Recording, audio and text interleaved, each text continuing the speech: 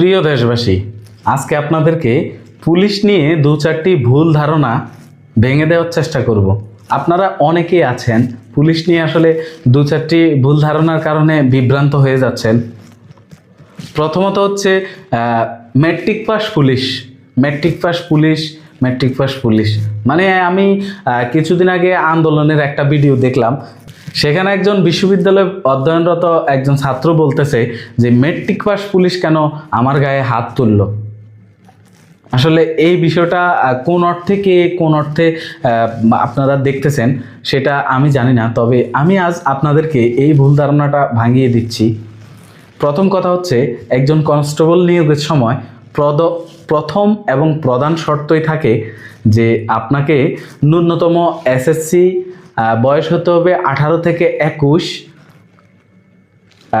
উচ্চতা হতে হবে আপনার সাধারণ কোটায় 5 ফুট 6 ইঞ্চি, আর হচ্ছে যারা বিভিন্ন কি বলে ক্ষুদ্রনী গোষ্ঠী আছে, যারা বিভিন্ন পোষ্য কোটা আছে, তারপর মুক্তিযোদ্ধা কোটা আছে, সেগুলোর ক্ষেত্রে একটু 2-1 ইঞ্চি কম।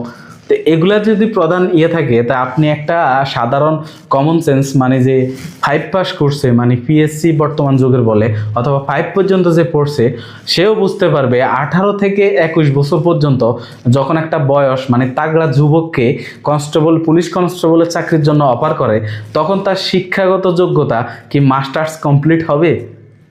এটা হচ্ছে আপনাদের কাছে আমার প্রশ্ন।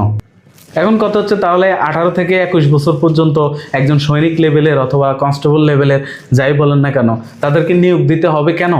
আমাদের মতো মাস্টার্স পড়ুয়া অথবা বিশ্ববিদ্যালয়ে পড়ুয়া ছাত্রদেরকে নিয়োগ দিচ্ছে না কেন?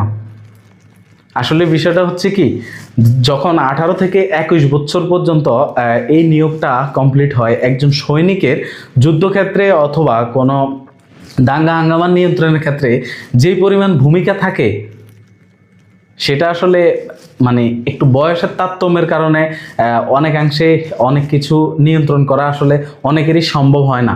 আরেকটা বিষয় হচ্ছে, একটা যুদ্ধের জন্য যখন ডাক দেওয়া হবে একটা টকবগে যুবককে, তখন কিন্তু সেই টকবগে যুবকের না থাকবে কোনো পারিবারিক টান, না থাকবে কোনো ব্যক্তিগত টান, না থাকবে কোনো তার ছেলেমেয়ের টান। সে নির্দ্বিধায় বলবে আমি যুদ্ধে যেতে রাজি। তা আপনি এবার সাধারণ বিবেকে চিন্তা করেন যে একটা সৈনিক কনস্টেবল তারা আসলে 18 থেকে 21 বছর পর্যন্ত সে কি আসলে অনার্স মাস্টার্স কমপ্লিট করা কি সম্ভব?